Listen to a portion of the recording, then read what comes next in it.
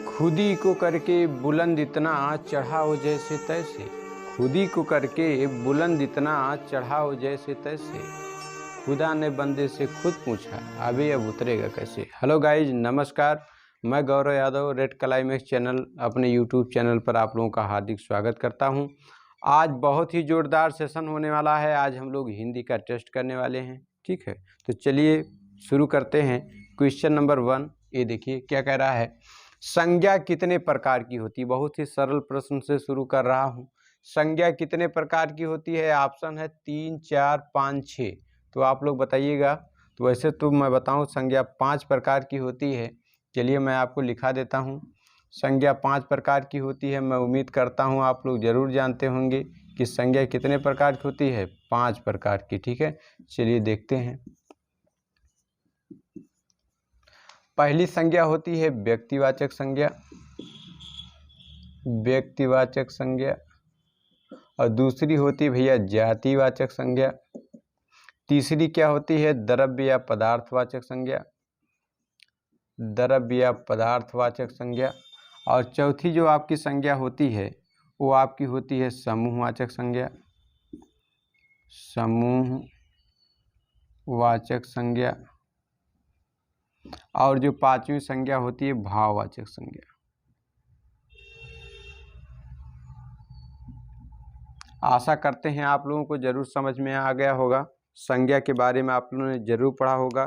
किसी वस्तु, व्यक्ति अथवा स्थान के नाम को संज्ञा कहते हैं, ठीक है। चलिए अब हम लोग क्वेश्चन नंबर 2 देखते हैं। तो क्वेश्चन नंबर 2 आप लोग देखिए। निम्नलिखित में से देशज शब्द हैं। आप लोग चयन करिए। ऑप्शन ए कुर्सी, ऑप्शन बी कानून, ऑप्शन सी कटोरा और ऑप्शन डी आप लिखा किताब। तो देशज शब्द का मीन्स आप लोग जानते होंगे ऐसे शब्द जिनकी उत्पत्ति स्थानीय लोगों के द्वारा होती है, ठीक है, उसे देशज शब्द कहा जाता है। चलिए बताइए। तो आप लोग जानते हैं कि इसमें देशज शब्द क्या हो जाएगा, कटोरा हो जाएगा। क्या हो जाएगा, कटोरा। इसमें देशज शब्द क्या हो जाएगा, कटोरा है। चलिए और हम लोग देखते हैं कुर्सी है, किताब है और कानून। ये किस भाषा के शब्द हैं। तो भैया अरबी भाषा के शब्द हैं। किस भाषा के शब्द हैं, अरबी भाषा के शब्द हैं। मैं आपको एक ट्रिक बता दे रहा हूँ, इससे आप लोग जान सकते हैं कौन कौन से शब्द अरबी भाषा के हैं। जैसे है कमाल है कानून की मदद से, कमाल है कानून की मदद से, कानून की मदद से, कानून की मदद से। कुर्सी पर कब्जा, कुर्सी पर कब्जा, कुर्सी पर कब्जा। किस्मत की किताब से, किस्मत की किताब से, किस्मत की किताब से कबीले की कीमत मिलती है। किस्मत की किताब से कबीले की कीमत मिलती है, कबीले की कीमत मिलती है, कीमत मिलती है, ठीक है। चलिए कहने का मतलब क्या हुआ, कटोरा हमारा देशज शब्द है। देशज शब्द तमाम प्रकार के, लोटा हुआ, कटोरा हुआ, है ना, छोरा हुआ, छुरी हुई, बहुत सारे शब्द हैं। अब अरबी भाषा के कुछ शब्द हैं जो बहुत बार पूछे जाते हैं, जैसे कमाल, कानून, मदद, कुर्सी, कब्जा, किस्मत, किताब, कबीले, है ना, कीमत। ये सारी चीज़ें क्या होती हैं, अरबी भाषा की। तो इनको आप ज़रूर दिमाग में रखें। कमाल है कानून की मदद से, कुर्सी पर कब्जा, किस्मत की किताब, कबीले, किस्मत की किताब से, किस्मत की किताब से कबीले की कीमत होती है, ठीक है। चलिए अब हम लोग देखते हैं क्वेश्चन नंबर 3। क्वेश्चन नंबर 3 कह रहा है सारंग शब्द किसका पर्यायवाची है। ऑप्शन आपके सामने है असुर, कामदेव, कोयल और शेषनाग। बताइए। तो आप लोग जानते हैं असुर के ढेर, तो इसमें कौन सा सही हो जाएगा, इसमें आपका सही होगा शेषनाग, ठीक है। क्योंकि आप लोग जानते हैं शेषनाग के ढेर सारे पर्यायवाची होते हैं। जैसे शेषनाग को फनीस कहा जाता है, फनीस कहा जा सकता है, ब्याल कहा जाता है, उरग कहा जाता है, और इसके बाद इसको डाल भी कहते हैं, डाल, नाग भी कहा जाता है। ठीक है, ये सब शेष नाग के पर्यायवाची हैं। फनीस है, ब्याल है, उरग है, डाल है, नाग है ना। इसको हम लोग नाग या सांप के भी पर्यायवाची या शेष नाग के पर्यायवाची कह सकते हैं। कोयल का पर्यायवाची आप लोग जानते हैं क्या होता है? कोकिल होता है, वनप्रिया होता है, कर्णप्रिया होता है, बसंत दूत भी इसको कहा जाता है, बसंत दूत भी कहा जाता है। ठीक है, बहुत भी ढेर सारी। और इसको सरिस्का भी कहा जाता है, सारिका, सारिका भी कहा जाता है। ठीक है, सारिका कहा जाता है। अब अगर हम लोग कामदेव का पर्यायवाची देखें तो कामदेव को क्या कहा जाता है? कामदेव को पुष्प धनवा कहा जाता है, क्योंकि इनका जो बाण होता है पुष्पों का होता है। ठीक है, इनको रतिपति कहा जाता है, क्योंकि इनकी पत्नी का नाम रति है। ठीक है, और इनको अनंग भी कहा जाता है, अनंग, अनंग कहा जाता है। और इनको जो है मनोज भी कहा जाता है। क्या कहा जाता है? मनोज। असुर की बात करें तो आप लोग असुर को जानते हैं, दानव कहा जाता है। ठीक है, रजनीचर कहा जाता है, रजनी मीन्स रात्रि, क्योंकि रात्रि में चलते हैं। निशाचर इनको कहा जाता है, निशाचर भी कहा जाता है। ठीक है, दैत्य कहा जाता है, और इनको दनुज भी कहा जाता है। ठीक है, इस प्रकार से आप लोगों को क्लियर हो गया होगा कि सारंग का पर्यायवाची क्या होता है। सारंग का पर्यायवाची शेष नाग होता है। ठीक है, चलिए अब हम लोग देखते हैं क्वेश्चन नंबर 4।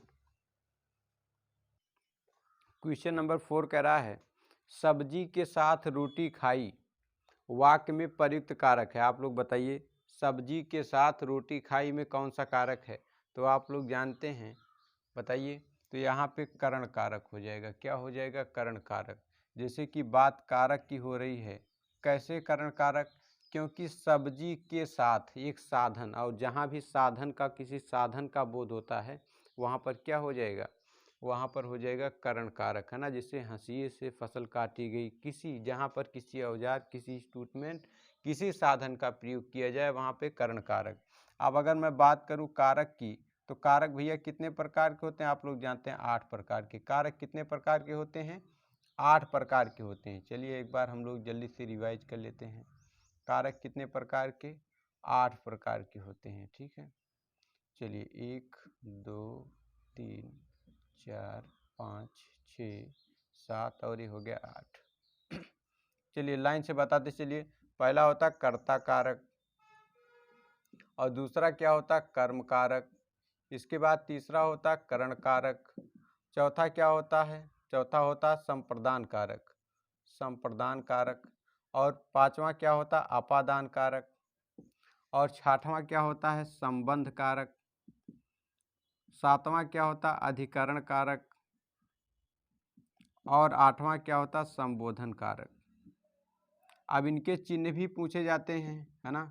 इनके चिन्ह भी पूछे जाते हैं, जल्दी से हम लोग देख लेते हैं इनके चिन्ह क्या होते हैं। कर्ता ने कर्म को, है ना, कर्ता का चिन्ह ने होता है। कर्म का चिन्ह क्या होता है? को होता है। करण का चिन्ह क्या होता है? से, लेकिन यहाँ पर से जुड़ाव के लिए यूज होता है, या आप कह सकते हैं के लिए। आई एम सॉरी, करण है। करण का मतलब क्या होता है? से। क्या होता है? से या के द्वारा। ठीक है, संप्रदान में क्या होता है? के लिए होता है, इसका कारक चिन्ह। अपादान में से होता है, लेकिन ये किसके लिए? अलगाव के लिए होता है। और संबंध में क्या होता है? का की के, का की के होता है। अधिकरण में क्या होता है? अधिकरण का चिन्ह में या पर होता है। संबोधन में क्या होता है? हे हो अरे, हे हो अरे। ठीक है, तो आशा करते हैं आप लोगों को समझ में आ गया होगा कि करण कारक है, सब्जी के साथ रोटी खाई गई। चलिए अब हम लोग क्वेश्चन नंबर 5 देखते हैं। क्वेश्चन नंबर 5 कह रहा है राम इधर आओ वाक्य में प्रयुक्त विशेषण है। कालवाचक विशेषण है, या परिमाणवाचक विशेषण है, या स्थानवाचक विशेषण है, या रीतिवाचक विशेषण है? बताइएगा। तो यहाँ पर आप लोग बताएंगे इधर, इधर शब्द में कौन सा विशेषण है? स्थानवाचक विशेषण है। कालवाचक, कालवाचक में क्या होता है? कब। और इसकी पहचान परिमाणवाचक में कितना या कितनी, कितना या कितनी से, कितने से होती है। स्थानवाचक में, स्थानवाचक में पहचान कहाँ से होती है? कहाँ शब्द अगर आप लगा देंगे, कहाँ आओ, ठीक है। और रीतिवाचक में, रीतिवाचक आप लोग बताइए, रीतिवाचक की पहचान किस प्रकार से होती है? कैसे या फिर कैसी से, ठीक है। चलिए, तो आशा करते हैं आपको समझ में आ गया होगा। अब अगर मैं विशेषण की बात करूं, विशेषण, विशेषण भाई कितने प्रकार के होते हैं? 4 प्रकार के। कितने प्रकार के विशेषण? 4 प्रकार के। बता दीजिए जल्दी से, चलिए बताइए 4 प्रकार से कौन कौन से होते हैं विशेषण।